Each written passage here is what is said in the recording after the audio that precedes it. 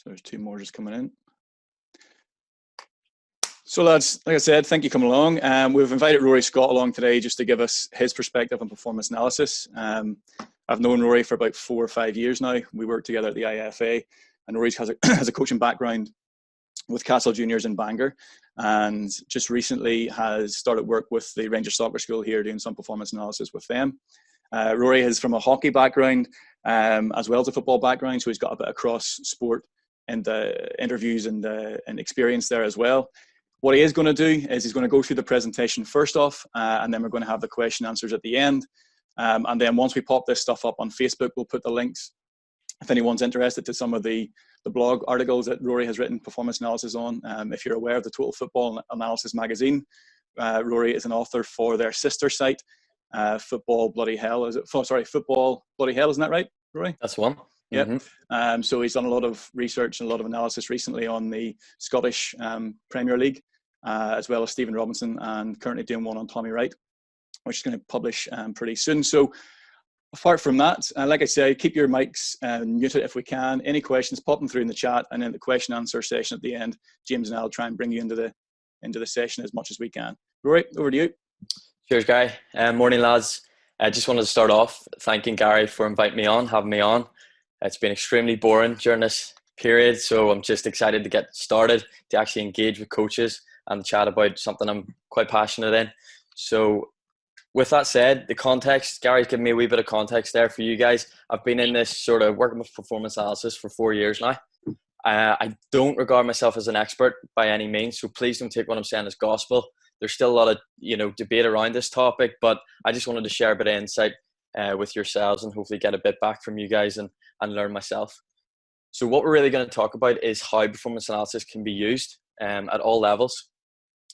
If we start off with the reason why, the rationale behind it, I'm going to start back with something that I hope we can all sort of agree on, which is every team really is trying to succeed. We strip that back. How do we succeed? Everyone's trying to learn. Coaches, players, whoever it might be. And that comes back to then having effective problem solvers within your team. For me, I love this model. I think, you start off with your action when you get into a sport. You then reflect on it. You identify, you define, you explore. You go through those different stages as you try to learn. For me, I love this model, but I've got 2 problems with it. I think the first problem I have is that it's 2D. I like to look at it in a 3D way, so a spiral. So you're always trying to get better and better and better.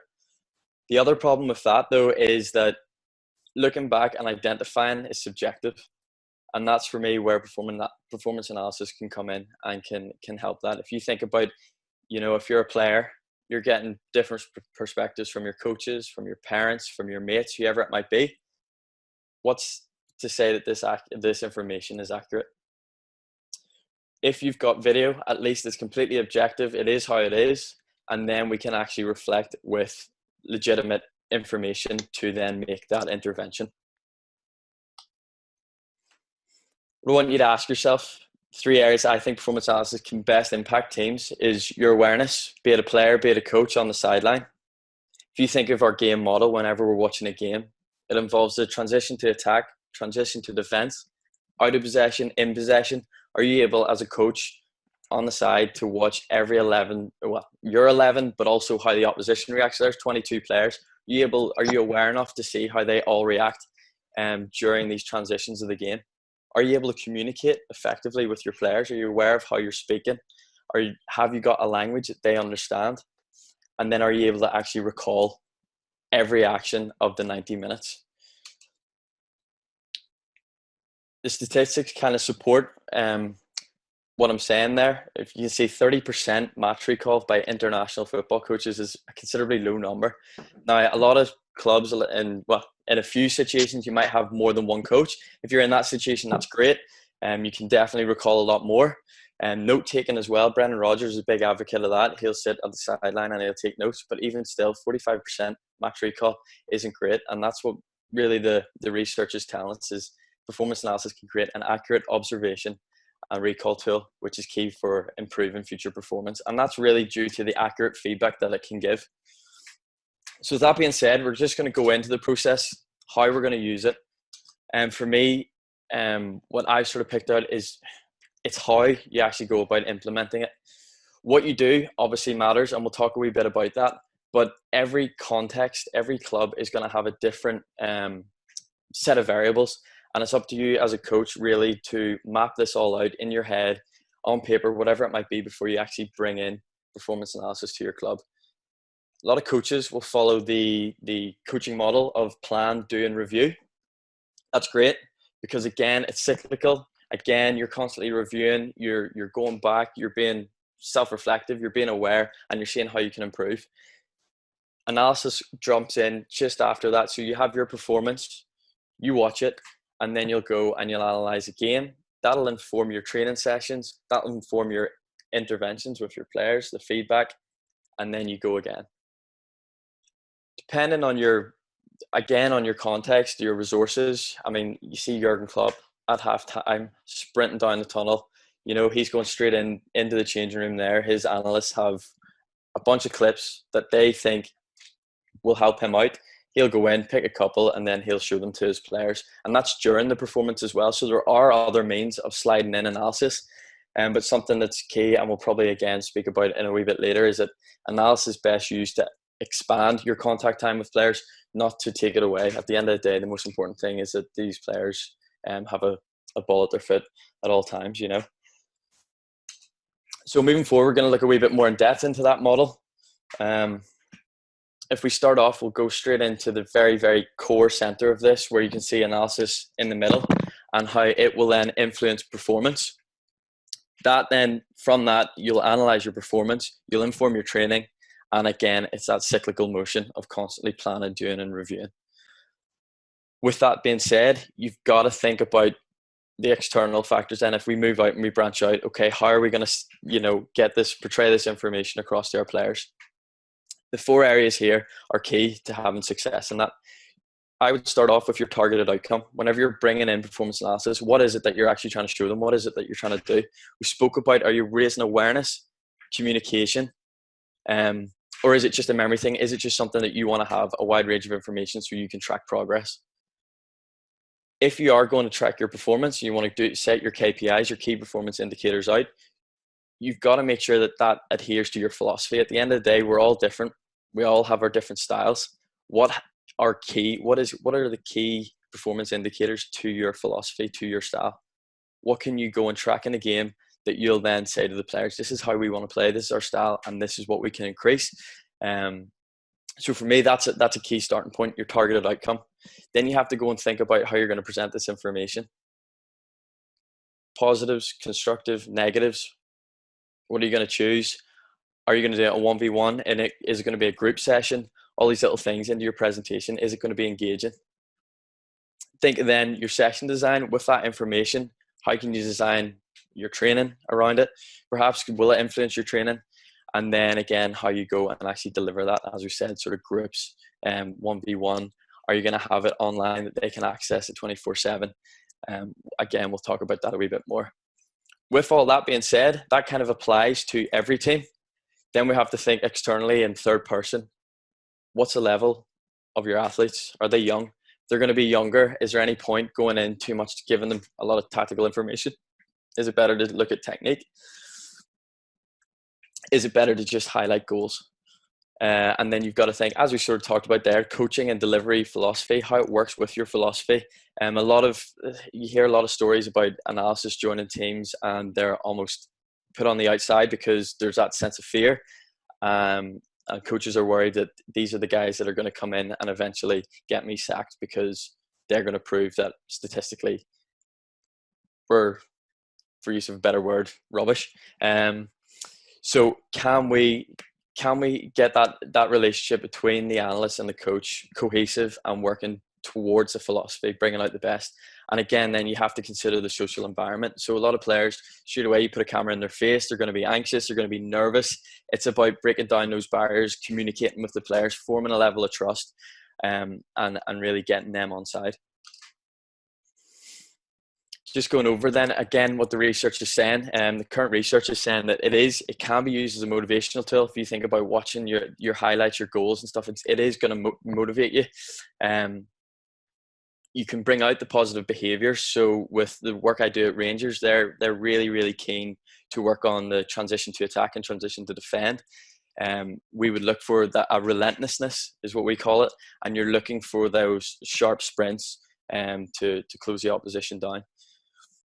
However, what they have concluded is it is only going to be worth its while if we bring it into a well-organized setting, which is kind of the purpose of today's presentation. It's just mapping out the considerations and the process. A model then, if we're going in, so what actually are we going to go and record? Where I'm at, and guys, there's loads of different ways of doing this. This is just the one that I'm used to using at the minute. And again, it depends what you're trying to do. If you are at an elite level and you want to evaluate the performance of a team, this model here isn't going to consider the environmental factors. So you might be a possession-based team. All of a sudden, you go out, away game, you're playing downhill, it's windy, it's rainy. You're not going to ask your players to play 5-yard passes on the ground. You're going to change your model. So all of a sudden, your averages, everything that you've been building up, whenever you go to evaluate the week after, all of a sudden then maybe your expected goals is way down. And it's not because your players have played poorly, it's because you've changed your game model for that specific day. You've also got to take into consideration the level of opponent.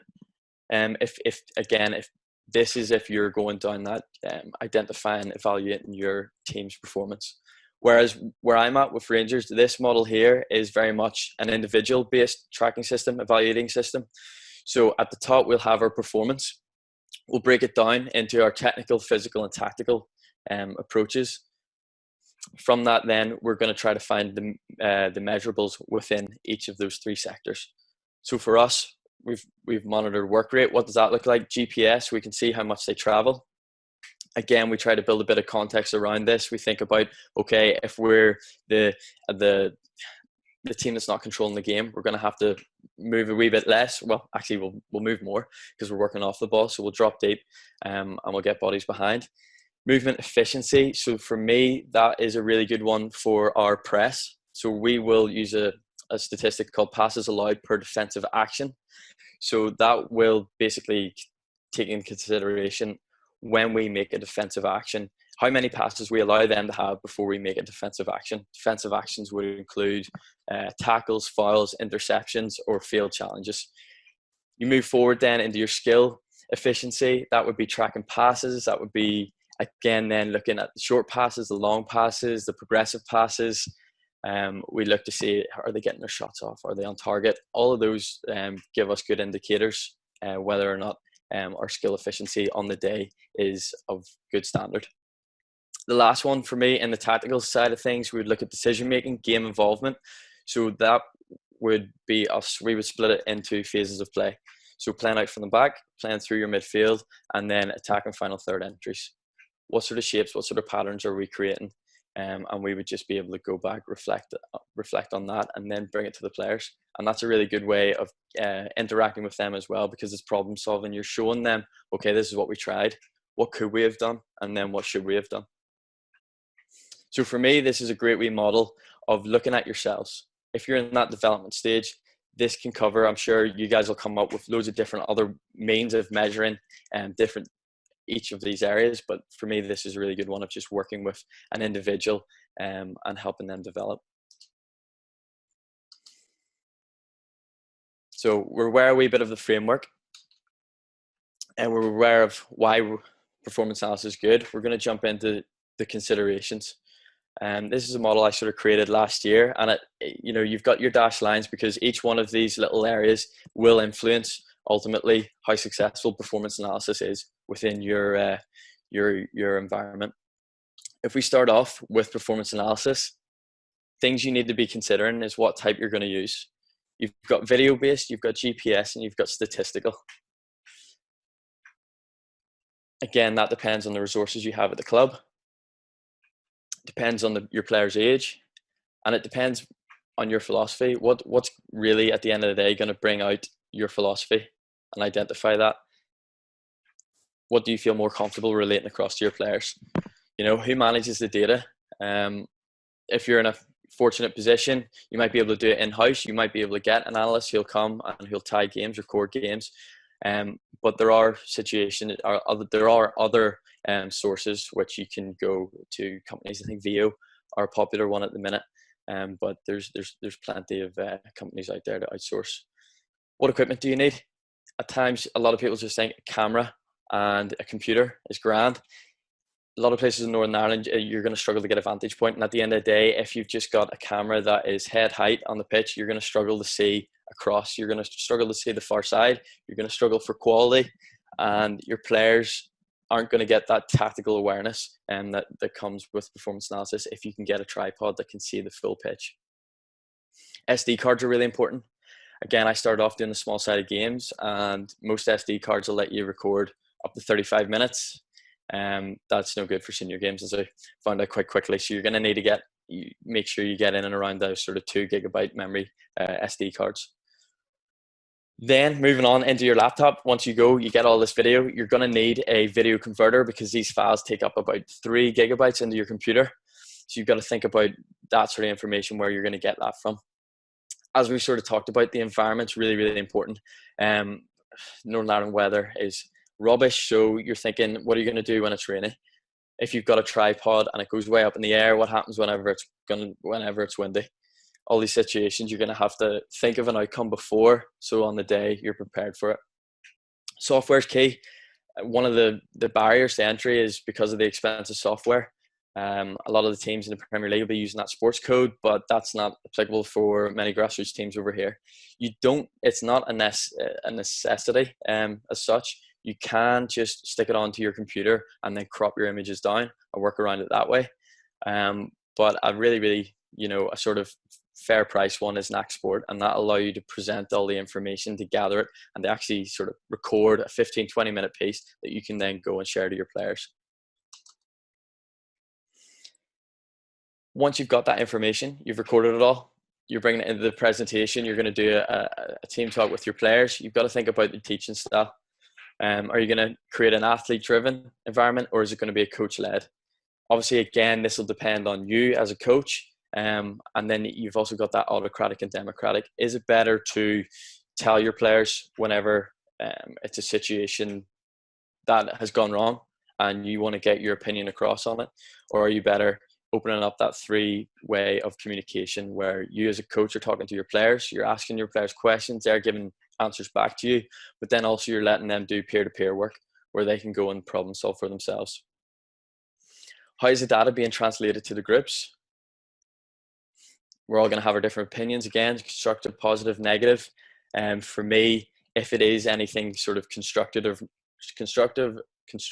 or negative, I would go in, in a one-on-one situation and, just try to have a conversation with the player. Content is an important one. With all this information, there's a lot of ways to translate this across to your players. Clips, stats, figures, it's up to you. For me personally, if I'm doing it, I just try to cover the start learning styles. So I'm making sure that the kinesthetic learners have something to take away from this. So there's an activity that they're actually doing and they're trying to solve. The visual learners, having the statistics, having those figures sometimes can help them out. Definitely with patterns of play. I think Gary was telling me a story of one of his centre backs realizing that every time he was trying to pick that ball forward into the forward in between the centre mid and the wide midfielder, he wasn't aware of this. Highlighting that passing pattern, then all of a sudden he can see, right, okay, I don't always need to force that pass. I can go around, or maybe I can just drop it back.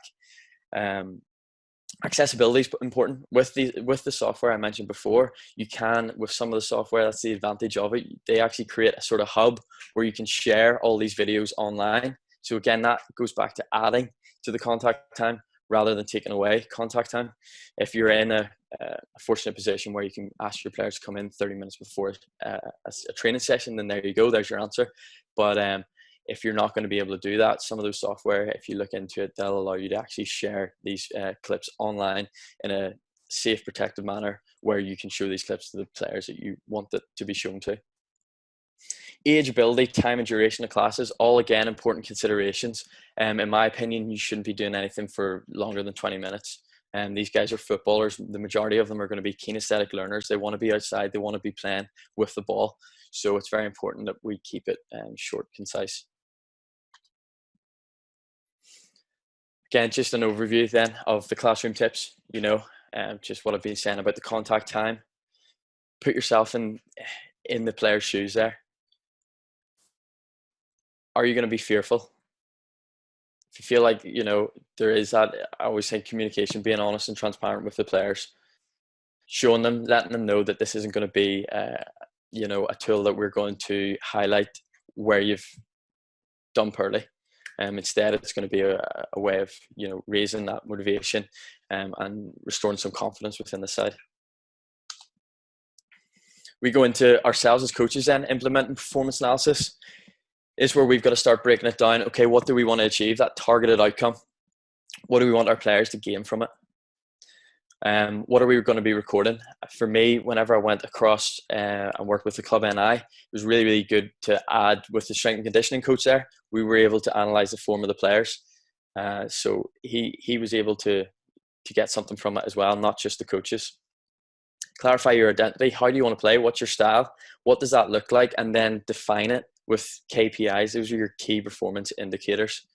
A couple of examples on that one would be if we're in possession, we're going to look at expected goals. Are we overachieving in expected goals? That would tell me that we've got confident strikers. Are we underachieving in expected goals? That would mean that there's some individual errors going on that we would review then the final third, attacking entries, and see what sort of chances are we creating.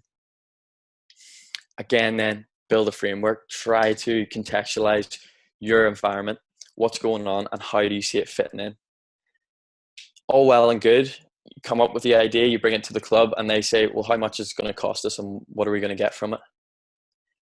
For me, this is a great, what performance analysis can offer to a club is a proactive indicator.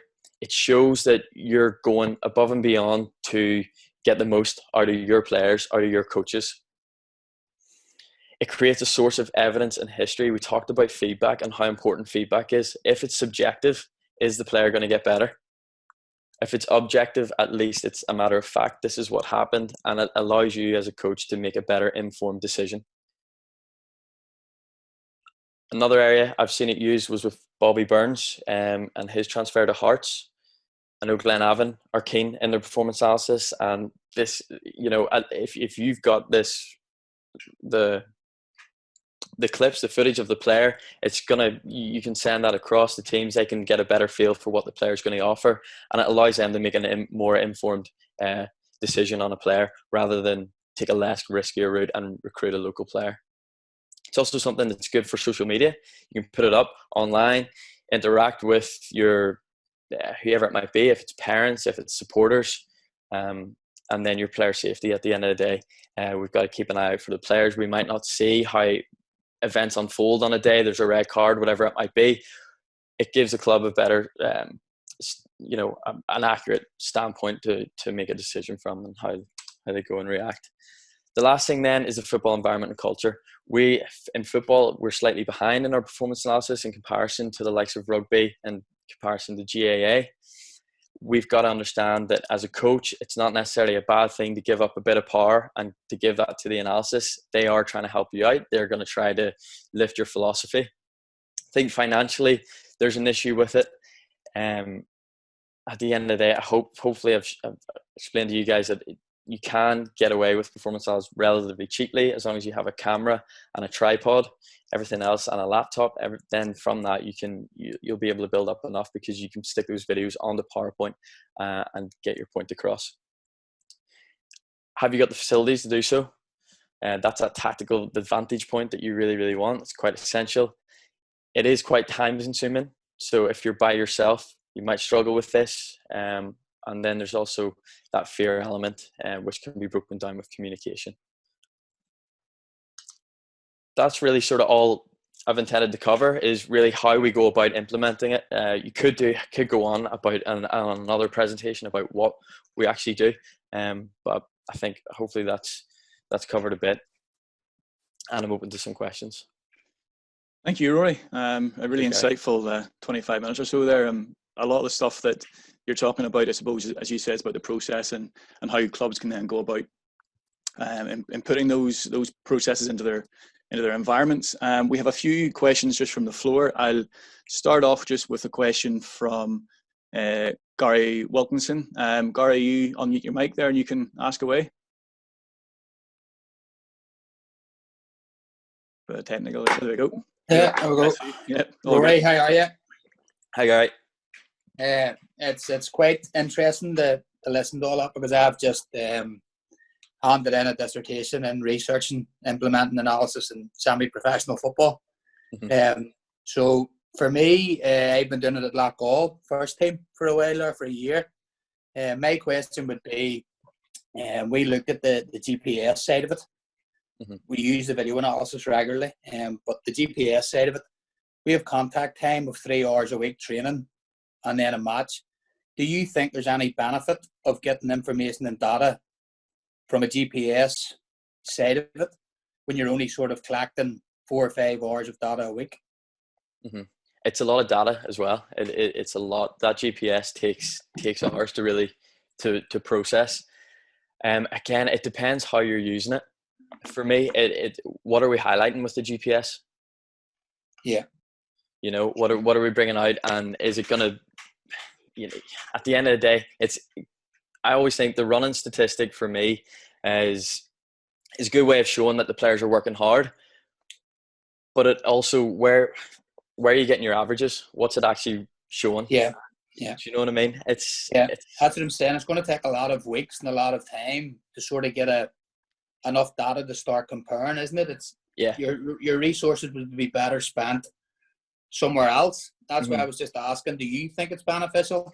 And the problem is you can't really track your opposition either, so you don't know what you're up against. Yeah. So it could be a good way of tracking fitness, do you know what I mean? And seeing if your players are progressing and getting gradually fitter as the season goes on. Yeah. But apart from that, I don't think that would give you an indication of your performance. Yeah. Thank you. Thank you, Gary. We've just got another question there from, I'm going by order here, lads, so bear with me. Ross Davidson. Ross, you unmute your mic there and you can ask away. Yeah, just, hi Rory.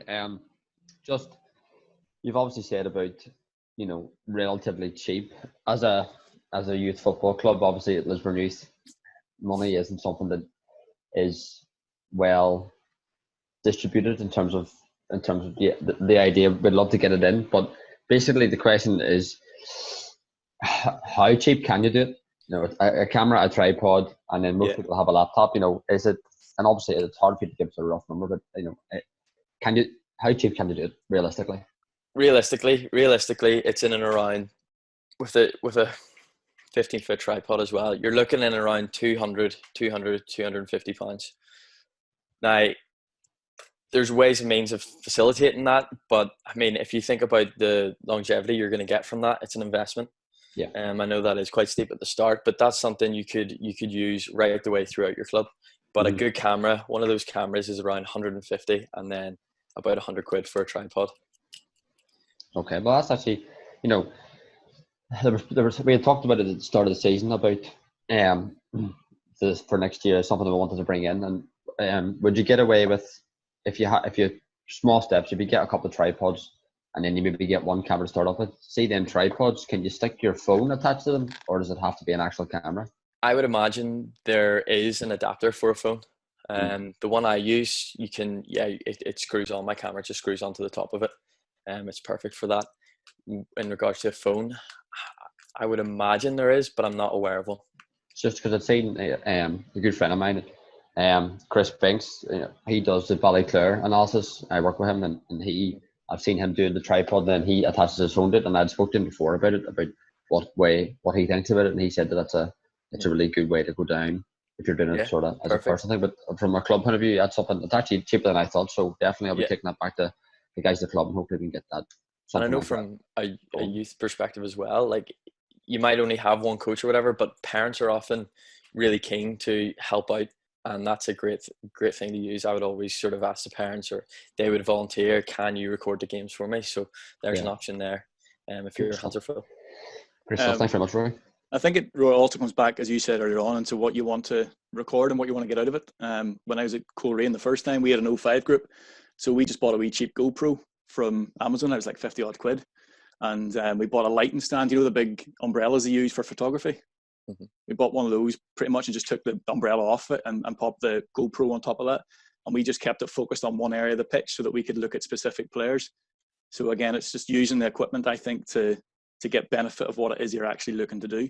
But like I say, I think it was 50 quid for the camera and about 20 quid for the tripod. So we knew exactly what we wanted out of that stage, so we could do it that way. Nathan, are you on there? Do you want to pop in with your question? Yeah, great presentation there, Rory. I seen one of the models you put up there. You had the technical, tactical, and physical side, and then the outcomes of that. Is there a way for coaches to use performance analysis they positively impact players, like psychologically, both in the middle of the game and post game? Yeah, that's a great question, Nathan. I mean, that's something that we are currently working on. It's so variable is the thing, which makes it hard to define. But if you can get a definition for it, like so, as I was saying with Rangers, relentlessness is a behaviour, a mindset that we want to exploit, really. So our method there is looking at the press for that. So we'll look at the pass completion of our opposition, and if it's quite low, that will give us a good indicator of our boys being relentless and chasing that ball down and being aggressive with their interceptions. But like, I mean, the mentality that is a really tricky one to measure. Yeah. So that's, you got to think about that. That's all I can kind of think of in the moment. But no, that's a really good question, Nathan. I suppose if you jump on the back of that one, Nathan, in terms of psychological behaviours, a bit like what Rory had alluded to in the past, where player safety, if a player's getting red carded, or if there's a player who's constantly being picked out by the referee and the coach on the sideline isn't picking up on that, could they use the analysis footage to go back and pick out those moments and say, well, actually, I didn't realise how much he loses his temper, or I didn't realise how often he kicks out, or so there may be parts of the game that you might be able to pick out that way in an individual respect. Yeah. But a great question all the same. Adam, sorry, just to jump. Yep, go ahead, James. Sorry, no, just to jump back on, Gary had said, Wilkinson had said back at the start, they were collecting a lot of GPS data. Rory obviously figured out that maybe that's not the most efficient use of their time. What do you feel then for somebody like Gary, the level he's working at, would be the most effective way? Obviously, he's spending a lot of time, with his studies. So how could he maximise his time in terms of the performance analysis he's doing with his club? Is that a question for me, James? Yeah, sorry, question for you. Just on the back of what Gary was saying about, rather than GPS, what do you feel, and he might be probably doing this anyway, but what do you feel he could be focusing in on at that level? Can I just jump in there, Rory, first? Yes, Gary, go ahead. No, sorry, James. The question was that we didn't use GPS. That's why I was asking. Oh, right. Did we think it was beneficial to spend our time trying to find data because of the limited contact time, really? Yeah. What things were you focusing on then, Gary? Just because then obviously that'll purely give Rory video a flavour. analysis. Purely video analysis. So obviously with the first team manager, as Rory was saying, we would sit down and we discussed KPIs and style of play, and obviously in the championship you're playing teams quite regularly, so you're sort of picking up on, once you've played round the team sort of once, then it's a case of sitting down and rewatching the games and trying to find any traits and trends that the teams are using regularly, set plays and so on. So it's just your basic KPIs, and then match specific KPIs. If you're going into a game against a team where we know that they're going to play out from the back or whatever, then it's a case of identifying that and we press, so to speak. Just things like that. So and that's why I was asking about the GPS, really. Yeah, and for you, Rory, is there anything that you think you would add on to the back of that they potentially could be doing that's still maximising their time? I mean, I think self-reflection is the great tool, getting your players to go and reflect tactically on the decisions they took and why they took them, so you can understand your players on a deeper level. I think I go back to what Nathan was asking about mentality. Another great way of tracking that is timing when you concede goals or when you score goals, so you know when your team might have a dip in concentration. Is it the last 15 minutes coming up to a half time or at the end? That for me is another way of tracking your mentality. But I think the power of self-reflection and being able to tactically go through your player's decision and recreating that, because we try to recreate all the time in our coaching sessions. But this gives it, this is exactly how it happened, and talk me through what we could have done instead, or if we took the strong thing, highlight that, show your boys, well done, pat in the back there. Who doesn't like a pat in the back? So it's a really good tool. That's something you and I spoke about, Rory, wasn't it? And that a lot of players might have the perception that performance analysis purely highlights the negative, what you didn't do. But how can we use performance analysis to actually say, you know what, you did do this and look what the effect had, or look how well you performed at a certain action. I think that's a positive spin on performance analysis as well. Certainly in the experiences that I've had with it. Adam, do you want to jump in with your question? Yeah. Hi, Rory. How do you recommend getting the most from performance analysis if you're only starting off and you have that small tripod and camera? And what ways then do you think we can get a higher vantage point, or is that just based off environment? Okay, good question, Adam. Again, I'd say keep it really, really simple. If you're using the simple stuff, keep it really, really simple. So it might be your phases of play, how you're playing out.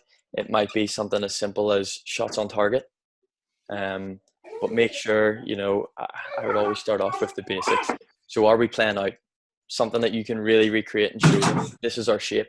Talk about your shape. Who's showing? Who's making a positive lead? Who's providing that option in the second phase whenever we do get it into the middle third?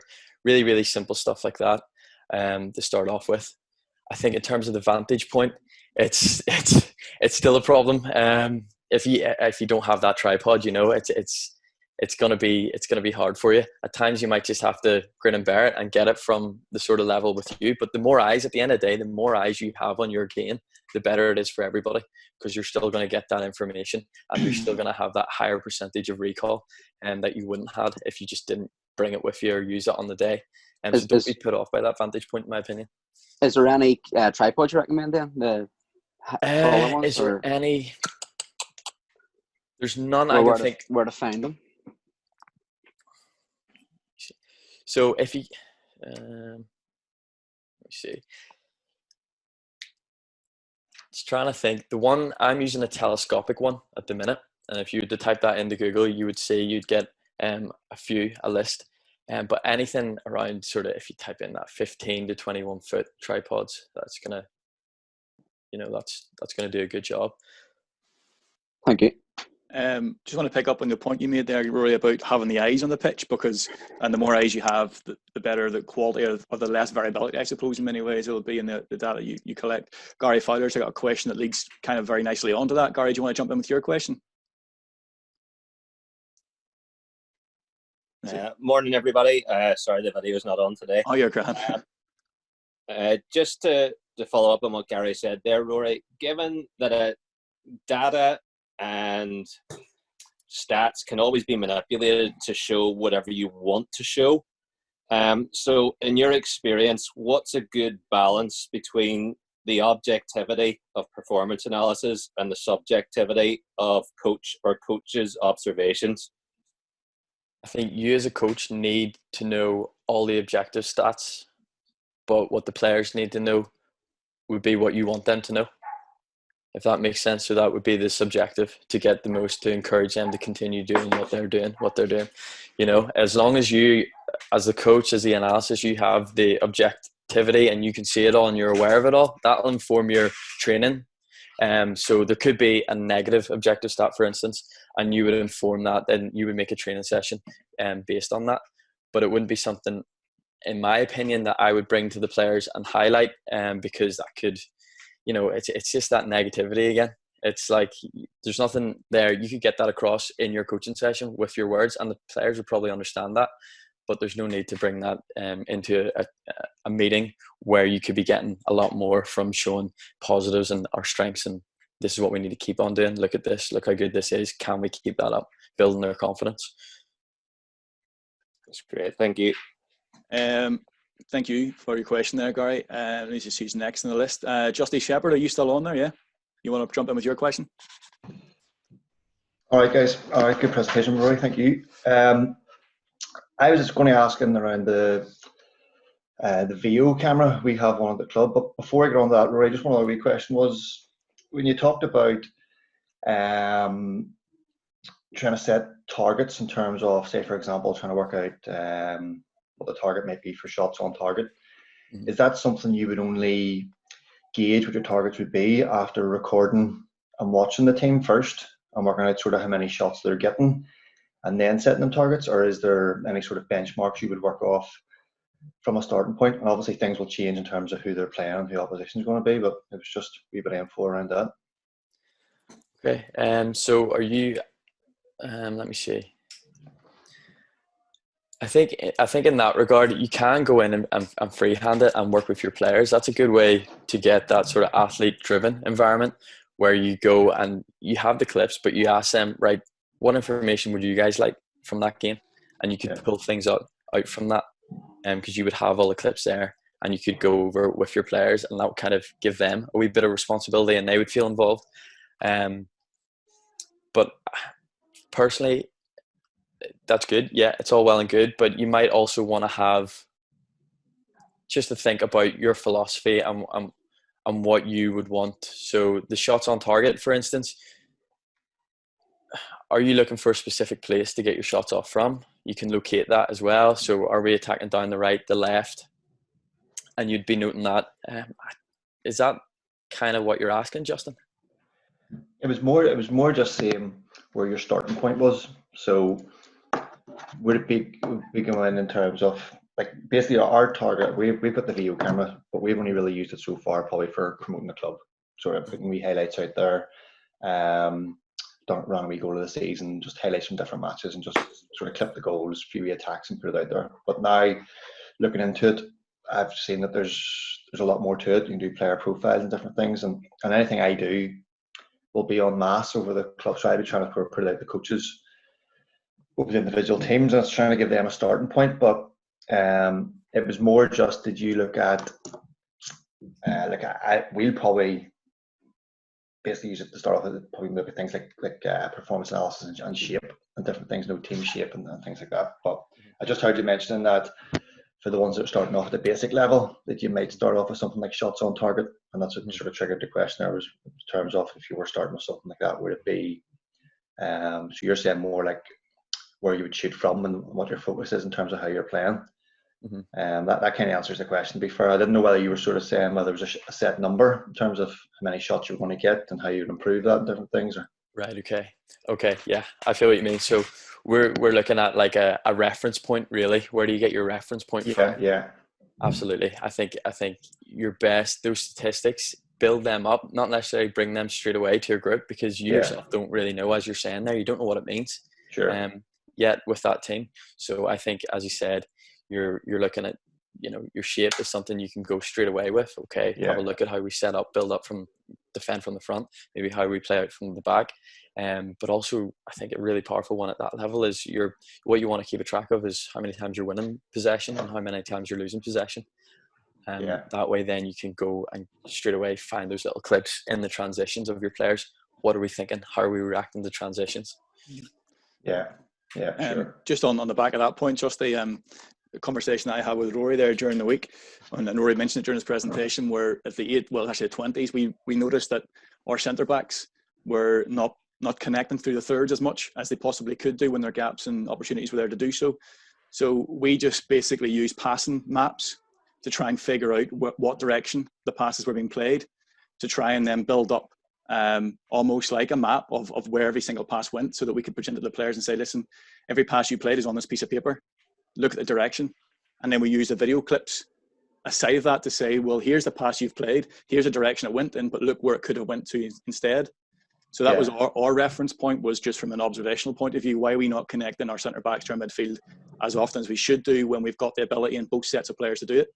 Yeah, no, I get that. Like I would have seen it as you get your footage from the teams, and then you work out what it is you want to sort of pick up on. For me, that's with one camera and 40 odd teams playing on a Saturday. It's probably not focus on one team and taking soon and trying to do it for one. But on that as well, is there anybody in the group or Rory yourself that has more info on the using VO for performance analysis? We have only used it as sort of promoting highlights, but I've literally in the last couple of days been reading through all the wee. They give you a lot of info, a lot of wee intro sort of Q&A sort of part of the VO website where you can go and work out how it all works. But it was just to get, if anybody has used it, how they've best used it, what they've seen as positives or any negatives of it, or anything to do or anything to avoid. I haven't used it, Right. Justin. No problem. Let me see now. So we'll just pop on. I think we've got a name. Is it Sharon Calvin? But I think that might be Niall, is it? Yeah, Denver. Denver, sorry. Denver, No do you worries, guys. want to pop away with your question there? Yes, Roy, really enjoyable presentation this morning. I was just wondering, at what age do you think maybe even the most simplest of this type of analysis would benefit players? Going to be the age where they have an attention span to come in to a classroom. I couldn't give you a specific age because the maturity of the kids, it depends really on that. And again, I would be very careful if they are sort of under 10s, and be very careful of being negative or constructive. I would try to avoid that at all stages. It's very much, as Justin was saying there, you're showing the goals, the highlights, the attacking goals. I think where I'm at the minute, our youngest we'd be bringing them in under 12. So where they're starting to play the larger sort of 7-a-side, 9-a-side football. But yeah, I would introduce it depending on the maturity of the players, and if they are very young, it would be only goals. Just very much using just positives then. Absolutely. Does anybody in the group use Tactical Pad? I've used it quite heavily over the last number of years.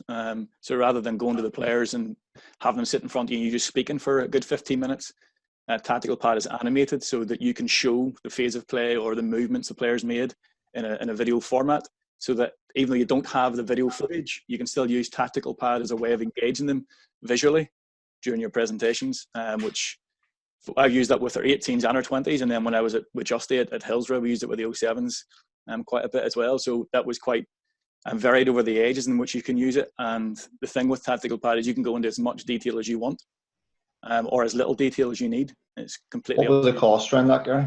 Tactical Pad is $21.99 for an annual subscription, and then you pay extra if you want prefabricated sessions out of it. But you don't need that. It's so simple to use, and it's a fantastic piece of software. It's a bit like using Academy Soccer Coach, where you plan your session. The only difference being that you can actually animate your session that you've planned. How much was it there, Gary, did you say? I think it's around $21.99 for an annual subscription. You were able to talk over that, or did you have to use different software for that? I just popped it into PowerPoint and recorded myself speaking over the top of it. Right. I think it's closer to £30 for an annual subscription. Is it? Maybe I got Phil Melville's cheap. Yes, you did. cheap discount. £30 roughly. I have it. But it's very good. Even just for your sessions as well. Like if you're planning a session and it might be a session you think it might take the players a little bit of time to understand, you can obviously animate it and show it to them beforehand. Just go online and get a guide, just on the Google or something. Yeah. In Google Tactical Pad, and you can download it onto the iPad, and I've got it on my phone as well. It's actually free at the minute. They're running. Yeah, they've extended. It's free because of the lockdown. I think they've extended it until the end of this month. Oh, there you go. The license is free, and then after that, it's £30 for an annual subscription. So jump on that. Tactical Pad into Google. Mm-hmm. And the other good thing about it too is you can personalize it. So see, for the very young kids, there's a 3D version where you can actually, it makes it look as if it's a FIFA game. You can put it inside a stadium and you can have the players moving. So that can engage them at a younger age too. As you say, there's something I've used a few times in sessions for the under 10s just to keep them engaged. Trying to explain what the session is, it just the animated thing on screen helps it get across a bit easier sometimes. Yeah. I think in terms of go ahead, sorry, James. No, far away. Keep going. I was just going to say, in terms of, there was a few questions there in terms of the age specific stuff, but I think we've covered that. So Well, I was just going to jump on the back of the age-specific stuff and ask Rory, just in terms of, and anyone else who's experienced this can jump on in, but when you first approach players with performance analysis, so if it's in a very informal way or a formal way, how do you find that they respond, and maybe what some of the best ways of engaging them in performance analysis at the start? Yeah, well, Gary and I were speaking about this before. It's something that so there are some softwares where you can just stick it up online and you want to ask your players, look, go and do this in your spare time. A lot of them, in my experience anyway, haven't been bothered.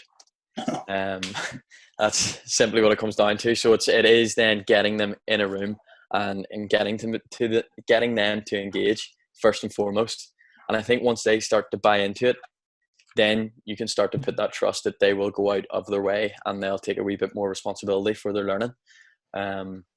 But definitely at the start, in my experience, like you said, James, in terms of if you say the word performance analysis to kids, and even in a very, very informal way, they automatically think of it as a negative because they think they're going to be getting criticized from it. So what I've done is whenever we first introduce it, to try and get the ball rolling, I won't give any negative comments. It'll be all positive to as many individuals as possible to show them that it has two ways of going. Most kids think about performance analysis, it's all about what they've done wrong, which in a way for us as coaches it is, but I think that some kids look at it as a negative because they think they're just going to get criticized, where I've started time giving feedback and analysing performances of individuals especially.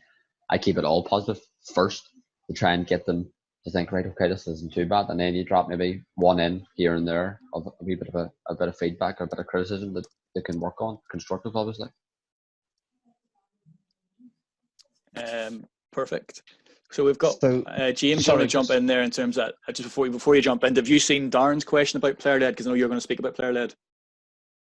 Darren Kennedy's posed a question about the player led approach. No, fire away. Let Darren ask. Yep. Darren, do you want to jump in there? Yeah. So I'm just interested in how, if you would recommend, instead of a coach led video analysis, have a player led one. So you maybe have some like subgroups, or you have your captain, vice captain, kind of senior members of your team, kind of, instead of you doing it, let them lead the video analysis. Obviously, you as a coach, look over it and kind of have your own little say, but kind of making it up to the players and the if you want to make a subgroup or a subcommittee, would you A, recommend that, and B, how would you go about kind of doing it? Yeah, I'd strongly recommend anything that sort of gives your team that self-efficacy, where they've got the responsibility to go and actually be in charge of the results of the performances. Again, it's with your guidance, so it comes down to the coach can kind of manipulate that, have his say by showing them this certain stats and then allowing them to then go and to come up with solutions with that. But I think that's a great way of opening up communication with you and your players and getting them to buy into what you're trying to do here. So yeah. It was in the Russell's about not making it negative, so you let them see what they notice first, and then maybe at the end you said you can show them what you've noticed, and positives, the positive, negative, and the constructive part of it. Yeah, that's it. Cheers. Thanks for the question, Darren. Anybody else? Any more questions? There's none in the chat here, but I just want to pick up on the point that Rory made during the presentation about Brendan Rodgers with the notation analysis stuff, because there's been quite a lot of questions proposed in terms of how we can use that specific age groups, particularly in club environments where finances might not be the greatest, or at least most available. And the notation analysis stuff is stuff that I've been doing for quite some time and I'm quite an advocate of. We're basically, as I said to Justy about the passing patterns and the passing maps that we created, it gives us a reference point there in the moment that we can then go and speak to the players with, or about at least. So for example, with the 20s, I would sit in the stands with my piece of paper, basically with a pitch outline on it. And whilst the camera's recording, I'll just be either putting down where key events that I've seen or passes that I've seen that have maybe an assist that have broke down a back four continuously, but maybe the final ball hasn't been great, so that when I'm going down to the halftime changing room or the halftime team talk in the change room, I can present that to Ollie and I can say, listen, Ollie, we've been finding loads of passes between their left side centre backs, but there's an issue because the final ball's not great. So we know that might be an issue or an area where we can go and improve on. So in terms of that notational analysis, Rory, is there something that coaches at the grassroots level can use, maybe if they don't actually have the video equipment? Yeah, I mean, start off with a wee template. Create yourself a template. How many times are we losing possession in the middle third, defensive third, or attacking third? And it's just tallying that up whenever you see it. If that's what your philosophy wants, if you're working on sessions that you're really your targeted outcome is possession, maintaining the ball, keeping the ball, then that's something you should go down and tally it up. Again, it's important you map out where it happens. So have that middle third, defensive third, final third, and it could be something different if you're working on creating chances, right? How many times are we getting into the attacking final third? Have that written down. Again, the location, left, middle, right, and then you're just tallying. You're keeping a note of that for your games. It doesn't require a lot of attention. Your head's not down. You can keep your head up. You're looking at still what's going on, but you're just keeping that factual piece of information, and that'll actually help your training sessions. Perfect, thank you. I have a question, Gary, for the group, just on the back of what you're talking about, their notational analysis. Yes, Ross. How many coaches, whether you're grassroots level or whether you're at senior level, or if you're sort of in between at the 18s and 20s like yourself, Gary, how many coaches would stand on the sideline and would even think about lifting a notepad out of their medical bag or something like that, and noting things down? It's not something that I would have really done, but it's something that I've found myself wanting to do in certain games. When you're seeing something that's continuously breaking down, you want to make a note of that so that you can use it in your halftime team talk, or you can bring it to the team at the end or on a Monday. How many coaches would actually think, if they're standing on the side of the pitch, right, I need to get that noted down because I'll forget? How many would actually think about doing it? It's a good question. I think it might come down to stereotypes, social stereotypes in many ways. I think maybe a lot of coaches might feel either embarrassed or not confident enough to get a notepad out on the side of the pitch because you come across as trying to be a Pep or trying to be a Jose at an under-12 game in the Lisbon League. But I think as long as you know that what you're doing it and what your aims are out of it, and the information you're providing is going to be effective enough that it's going to inform the team talk or the training sessions the week after, then I think fire away. Great question though. I remember whenever Sam Allardyce came on the scene and he had his earpiece and all sitting in the stands and people were absolutely caning him for it. And then comes along, I think it was Mike Phelan for United. It was against Porto in the Champions League. He was sitting with a clipboard, and you can actually get it on YouTube. He's sitting with a clipboard on the sideline and he's just constantly writing. And I remember the commentators picking up on that. Like, what could he possibly be writing about? That's what the comment was made. Yeah. And so I think that maybe that stigma's still there. I'm not too sure, but I definitely think it's about knowing what the outcomes you want to get out of it, so that you can be confident enough to then go. That's it. Like you said, it's a stereotype sort of thing. I remember, I think it was against Lisbon Distillery. I think it was the start of last season, and I remember lifting the notepad out of the medical bag and noting something down. And one of my own parents had commented and trying to say, "Flip me, look at Ross there, acting like Pep, standing there taking notes."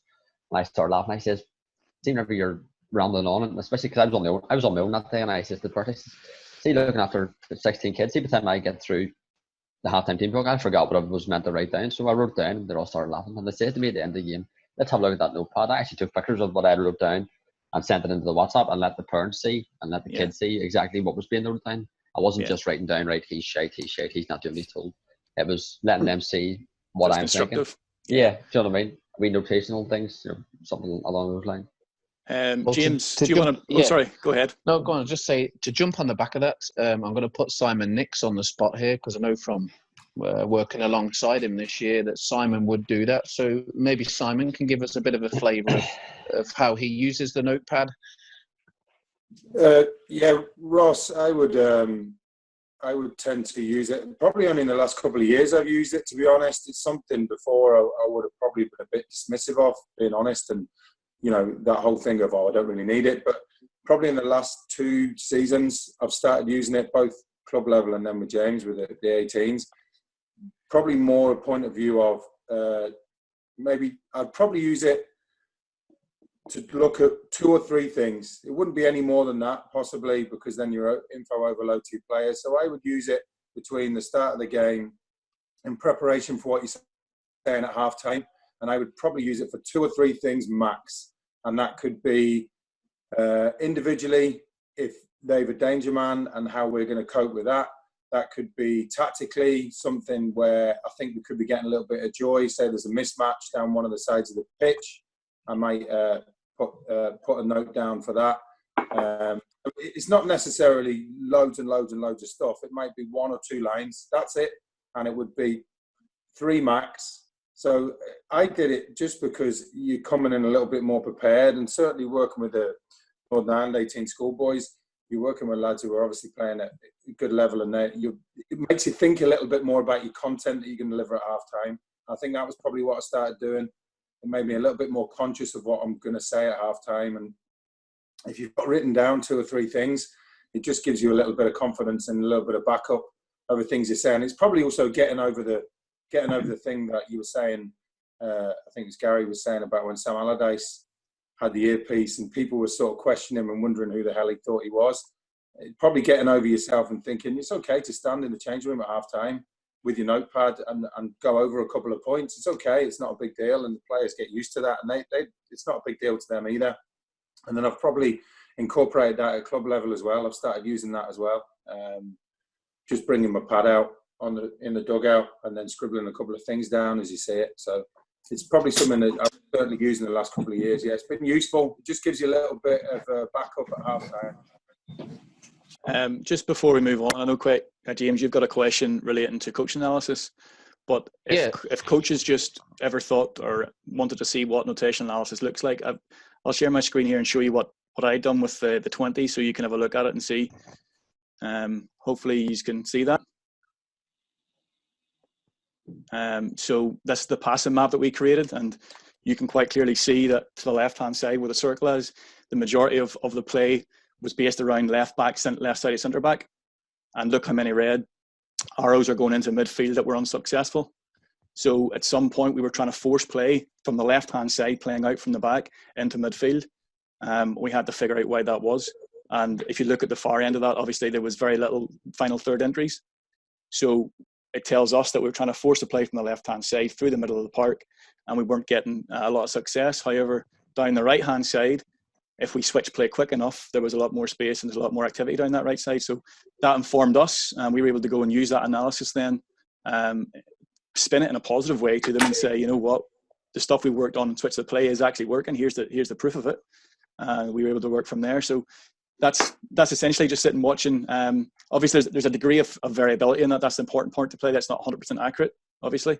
The distance of the passes might be a little bit off, and maybe the position the passes are being played at aren't quite as accurate as what they would be if you were mapping it from the video. But still, it shows. It's a powerful tool to show the players in terms of how patterns can develop and what you can use and how you can go from that. How long have you been using that, Gary? About 10 years. I've been doing passing maps for about 10 years. I first came across it when I was lucky enough to work with Prozone when I was at university. Phenomenal. They've got the licensing to the performance analysis of the Premier League and the MLS and La Liga. So they've got a massive database. And basically we were chucked an Excel spreadsheet that had about 10, 15 workbooks full of data that had absolutely no relevance, and we had to then go make relevance of the data. And that's where I got it from that. And I've been using it at different levels. I've always the 18s and 20s is the highest level I've used it at so far, but I've used it at 12s with Hillsborough. I've used it with the Lisburn League at 13s. And even with the 05s, that time at Coleraine, I had them and they were under 10 maybe at the time. But obviously, the information you're given is relevant to the age group that you've got. You're not going into the same detail I went into the 18s and 20s. But again, a tool that I find useful and powerful to convey that message.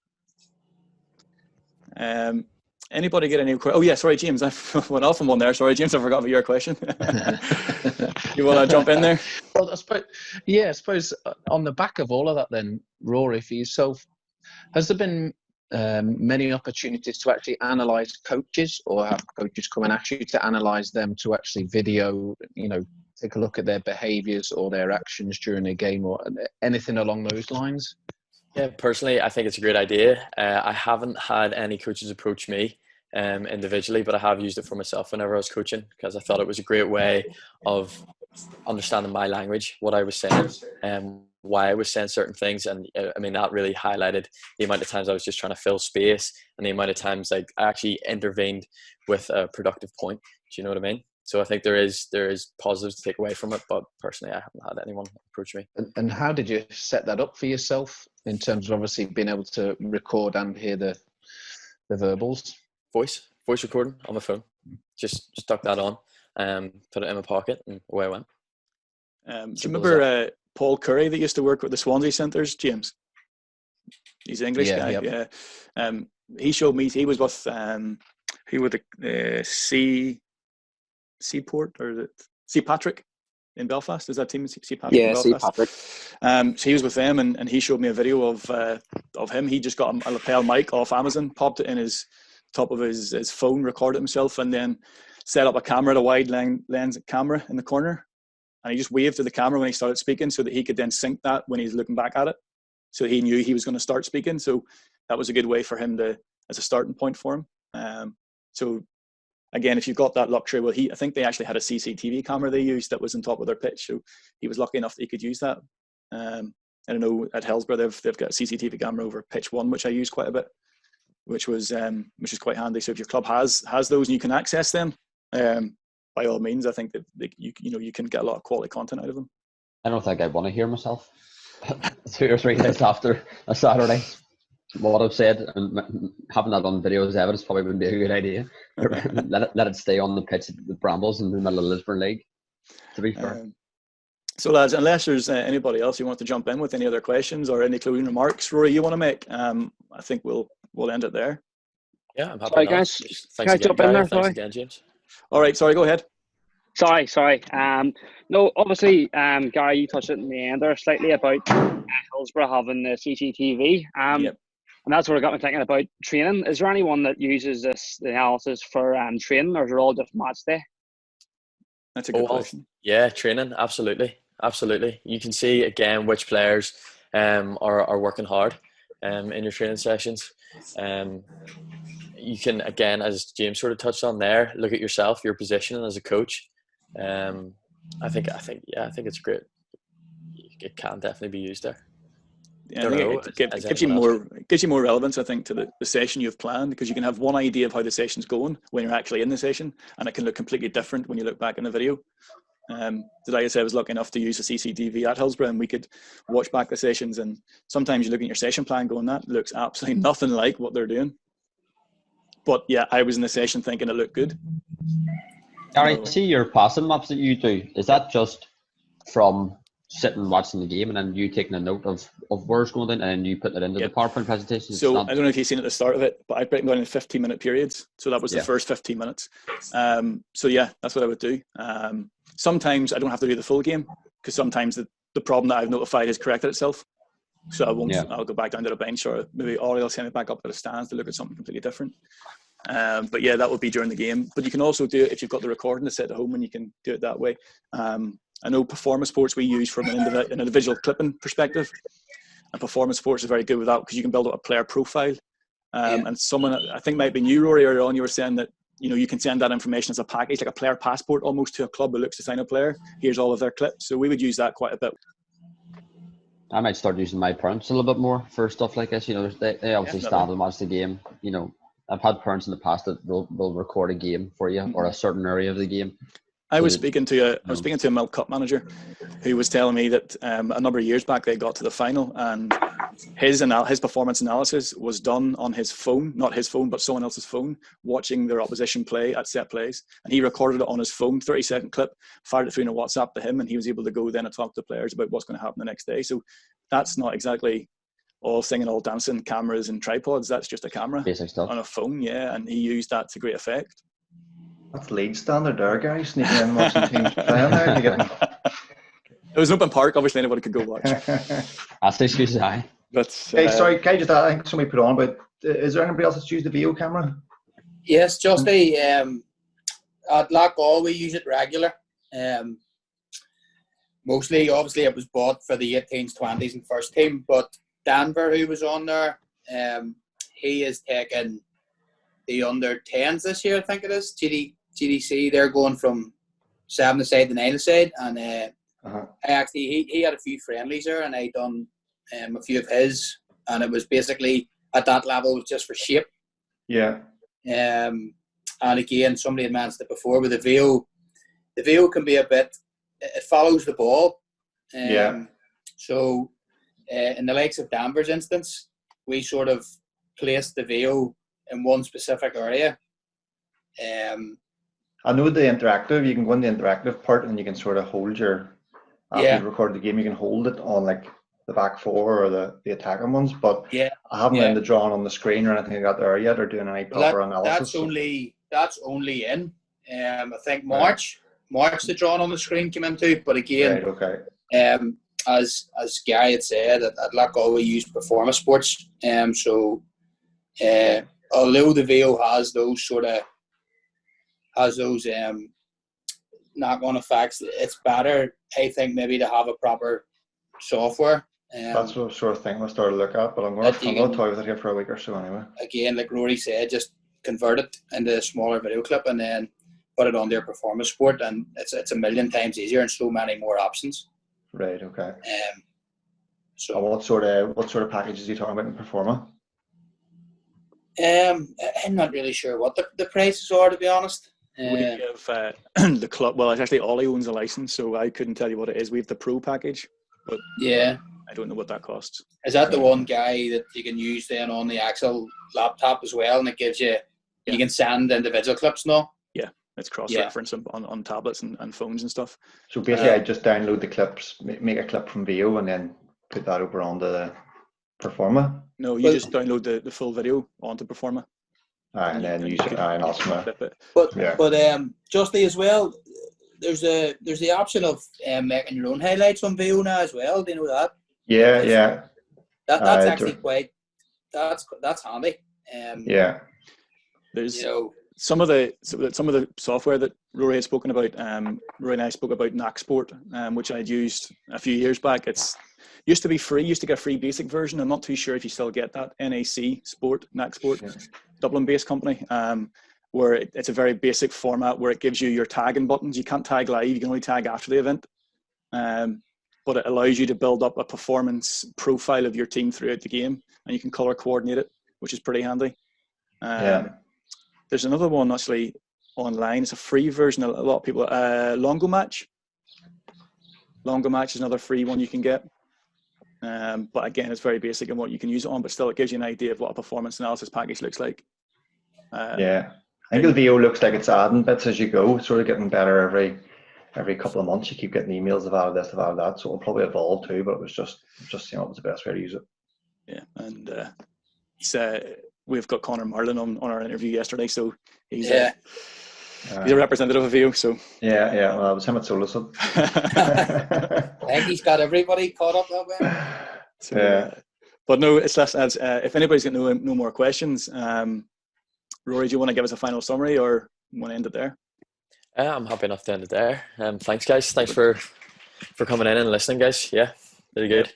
Thank you, guys. We'll have this up on Facebook, and we'll invite you to the Google Drive that we have created for anyone who's on these chats, and all the videos and all the stuff that we've spoken about goes up on there to give you some information. There's also a private It's All in My Head Facebook page that we'll invite you to. Again, that's just a way of getting coaches to connect that are on this and might have questions that they didn't propose during it, or they've got questions they want to propose after, or they want to make general connections. They've spoken to someone they haven't spoken to before and they want to try and get a contact for them. All that, you can do all that through the private page. So thank you, lads, and enjoy the rest of your weekend. Thank you. Take it easy, boys. All the best. Better. Cheers, lads. Cheers, lads. Bye.